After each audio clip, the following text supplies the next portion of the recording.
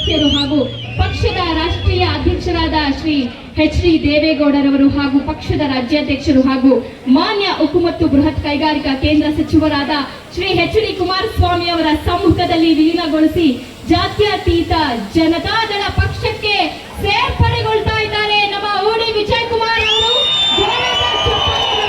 ದಯವಿಟ್ಟು ಈ ಒಂದು ಬೆಂಬಲ ಯಾವಾಗ್ಲೂ ಇರ್ಲಿ ಅವ್ರ ಜೊತೆಗೆ.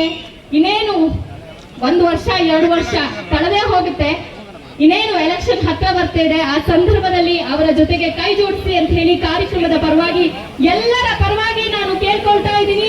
ನಮ್ಮ ಓಡಿ ವಿಜಯ್ ಕುಮಾರ್ ಸರ್ಗೆ ನಿಮ್ಮೆಲ್ಲರ ಪ್ರೀತಿ ವಿಶ್ವಾಸ ಹಾರೈಕೆ ಇರಲಿ. ಹಾಗೆ ಅವರ ಒಂದು ರಾಜಕೀಯ ವಲಯದಲ್ಲೂ ಕೂಡ ಅವರಿಗೆ ಯಶಸ್ಸು ಸಿಗ್ಲಿ ಅಂತ ಹೇಳಿ ಕಾರ್ಯಕ್ರಮದ ಮೂಲಕ ನಾವೆಲ್ಲರೂ ಕೂಡ ಹಾರೈಸೋಣ.